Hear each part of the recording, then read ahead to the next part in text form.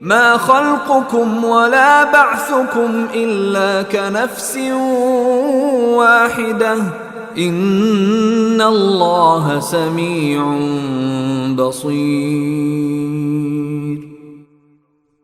تم سب کو پیدا کرنا اور دوبارہ زندہ کرنا اللہ کے لیے ایسا ہی ہے جیسے ایک انسان کو پیدا کرنا اور دوبارہ زندہ کرنا۔ یقیناً اللہ ہر بات سنتا، ہر چیز دیکھتا ہے۔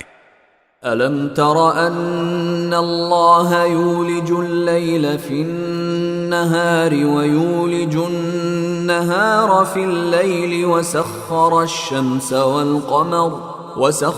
الشَّمْسَ وَالْقَمَرَ كُلٌّ يَجْرِي إِلَى أَجَلٍ مُّسَمًّى وَأَنَّ اللَّهَ بِمَا تَعْمَلُونَ خَبِيرٌ۔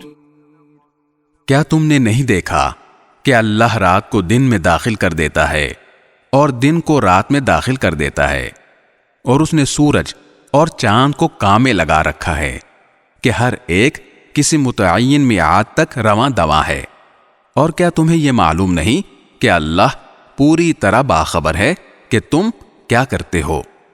ذَلِكَ بِأَنَّ اللَّهَ هُوَ الْحَقُّ وَأَنَّ مَا يَدْعُونَ مِن دُونِهِ الْبَاطِلُ وَأَنَّ اللَّهَ هُوَ الْعَلِيُّ الْكَبِيرُ۔